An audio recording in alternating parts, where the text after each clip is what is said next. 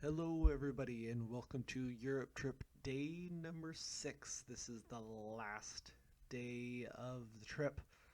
We start in Metz, France, and drive up to Luxembourg, where we explore the casemates and have a little lunch before finishing up the trip in Antwerp, Belgium, where we drop off the car, take the train down into the city, and hang out for the rest of the day down in Antwerp. We woke up nice and early in Metz so we could spend as much time in Luxembourg and Antwerp. It just happened that it was also a weekday, and since Metz and Luxembourg are so close together, it's only about 45 minutes away. We ended up getting caught in rush hour traffic, basically going the whole way. Wasn't horrible, but obviously it took more time than usual. I think by this time in the trip, we were kind of used to being stuck in traffic and in our drives taking a little bit longer, which is one of the reasons why we got up so early. We had a great little Airbnb there in Metz. For those of you not familiar with Airbnb, it's basically people rent out their houses or apartments as hotel rooms. And the guy was super nice, gave us great food recommendations, and the city of Metz was pretty small area, kind of like most cities in Europe. They're usually very walkable, and so we were right on the edge of that walkability to downtown. We ended up walking. I think we ended up walking around 9 miles that day, something like that. Although there was a train station right next to the apartment, so we could have taken the train if we wanted, but we ended up stretching our legs a little bit. We knew that the next day we were going to be sitting around in an airplane, so might as well kind of get some exercise. All right, let me see here. What else do I have? How we navigate. Okay, so in our car actually comes standard with a navigation system in it. It's got a little screen there so that you can navigate on it. But because the car is built for America, I think I might have explained this earlier. Um, there's no navigation available in Europe. It's only for navigation around North America. And so even when we tried to search for places, that's entering Luxembourg, by the way, even when we tried to search for places within Europe, it would only give us places in North America to go to. So what we had is there's a new in-car app called Google Drive. There's also Apple CarPlay, but since I have an Android phone, we use the Android system. And with that, what we did is we bought, because our phones are international, and so we bought a Europe data plan through our cell phone carrier, and it was like $30 per gigabyte of data usage or something like that. And so all we did was plug the phone into the car and use the Google Maps. Basically, it was Google Maps, to navigate from one place to another. And then I had, before we even went on our trip to Europe, I had the whole thing set up of all the routes that we were going to do and the points that we would go to. And so that when we got in the car, you would just select the point that you wanted to go to next, and it would just navigate for you, which was really nice and made it very easy for us. We make our first and only stop of the day in Luxembourg. We visited the old town, which is called the Bach, or translated in English, the Rock, similar to Alcatraz in San Francisco. Uh, the area has been settled since before 300 AD, but didn't become really an official settlement until Count Siegfried built his castle in 963 on top of the cliffs where the Bach is. Um, as part of his castle, he built a cellar down into the rock, and later they figured that they could tunnel out that cellar and make fortifications along the cliff line for intruders. It didn't work that well because in 1644 the Spanish conquered Luxembourg, and then just 40 years later the French conquered Luxembourg over the Spanish, and the French decided that they wanted to fortify the city a little bit better, so they extended the casemates a little bit longer. That didn't help them too much because about 50 years later, Austria then conquered Luxembourg, and they made the largest extension to the casemates over a 9-year period between 1737 and 1746.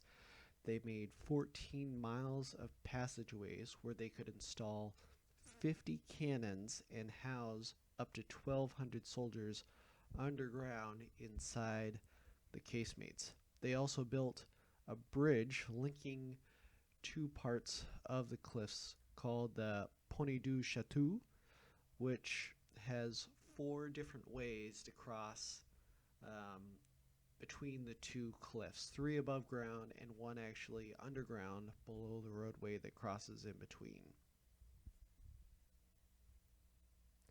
Also in World War II, the casemates were used as a bomb shelter to protect up to 35,000 people. So integrated in with the navigation is probably the coolest thing about the car, and one of the biggest reasons why we bought the Audi A4 versus getting a different car, and that is the display panel in front of the driver. The display on the Audis now are completely digital, so even though when you get in the car it looks just like a standard analog tachometer and speedometer, it's actually a completely digital display, and you can rearrange how things are viewed, and so you can have in between the tach and the speedometer maybe a moving map or your radio stations or any information you want, anything. But then you can make these huge analog displays and minimize them down into the corners so that you can have an entire screen directly on your dash there as your moving map. And in Europe we weren't able to use it obviously because it's an American car, and so it's made for driving around the US. But once the car is in the US, they have an agreement with Google so that they can use the Google Maps product, and you can have the satellite view as you're driving along on your dash there, completely integrated with your directions and everything. One of the other cool things that we really enjoyed about the car was that you never had to take your keys out of your pocket. You just walked up to this locked car, put your hand into the door handle, and you just heard all the doors would unlock. So you just pull the handle and it'd open right up. And then you get in your car, push a button to start the car without having to put the key in the ignition or anything like that. Drive to where you want to go. Stop the car, just push the button to stop the car. You didn't even actually have to do that. You could have just gotten out of the car, closed the door, and walked away, and the engine would just shut down on its own, and then the doors would lock once you got far enough away from the car. Of course, we didn't really do that. We still, just because I was nervous, I still took the keys out of my pocket and actually pushed the lock button to lock the car up. Alright, a couple interesting facts about Antwerp before we actually get there. They have the second largest harbor in Europe, and actually it's one of the top 20 largest harbors in the world. It's very, very large, which is kind of interesting because you actually have to go through the Netherlands to get to the English Channel and then onto the Atlantic Ocean. One of the other things is how Antwerp got its name. Obviously, it's an extremely old city that's been around forever. Before they started written recordings of how things happened and stuff like that.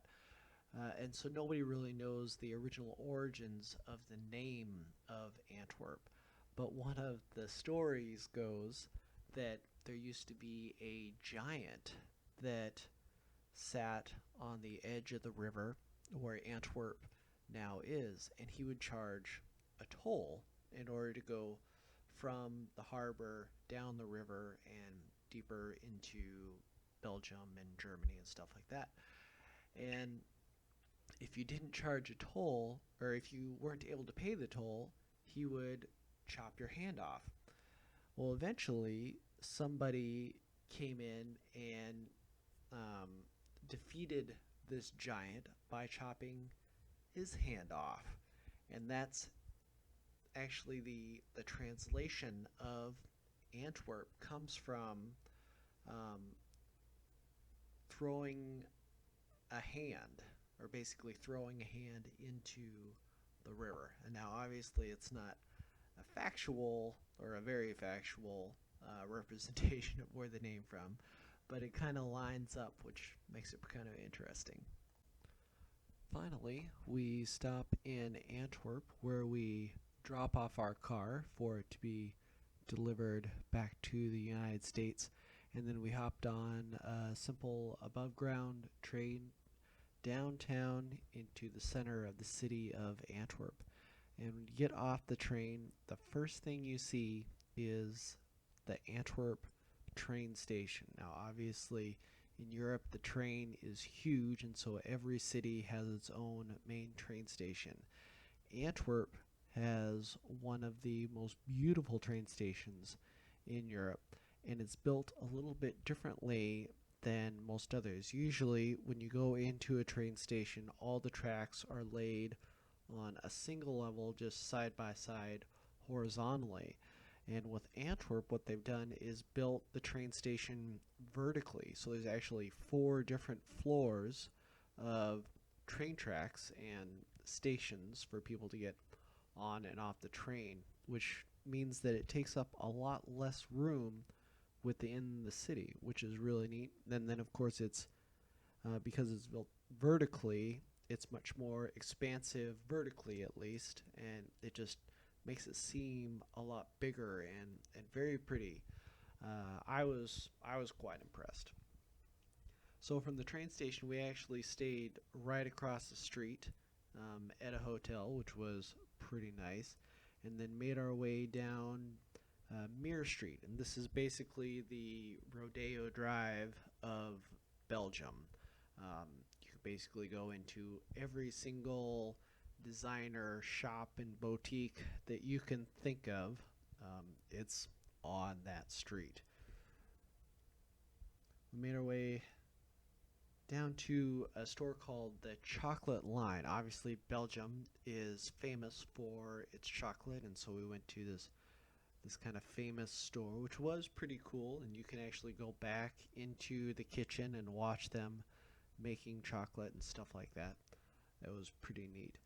Belgium is also pretty famous for its fries and waffles, and so we got those as well. We went to just a simple little shop where basically all they made was fries. That was it. So we got like a large bag of fries, and then they had several different types of sauces that you could use, and just hung out there kind of in a plaza area outside and had our fries. And then for the waffles, we went to the world's smallest waffle shop, which was just this little stand out on the sidewalk. And there's nothing special about how they make the waffles. He would make them with a normal waffle maker and then have them out, and then when you ordered the waffle, he would put it back into the waffle maker and heat it up. But the waffles themselves were absolutely amazing. They were so sweet. It was almost like a dessert. Then something you would eat at breakfast. And of course, they put whipped cream and chocolate on top of it if you wanted as well. Although I had mine just completely plain, and it was still very, very sweet and really, really good. And one of the things that Antwerp is most famous for is diamonds. Now, obviously, we didn't go diamond shopping or anything like that, but they're very famous for their diamonds. And then we also stopped and had some gelato. I think we had gelato several times while we were in Europe. It's just an ice cream shop in America. It's the same thing. They're just all over the place, and they're very good though. So yeah, we had a little bit of gelato. At the end of Mere Street, we made our way all the way down to the harbor, where the oldest building in Antwerp, called the Het Steen, is just a stone fort basically, which was built in the Middle Ages, sometime between 500 and 1500, and it's been remodeled and redesigned several times since the original inception. It was even used as a prison at one time. And the next day, we woke up early in the morning, took our train down to Belgium, and flew from Belgium to Chicago. We were so tired. Being the end of the trip, we had done so much stuff. I think I slept at least half of the plane ride, even though it was during the day there. And from Chicago, we made our way back to Denver. Thanks again for watching. I really appreciate it. If you have any questions or anything, please feel free to let me know. Thanks again.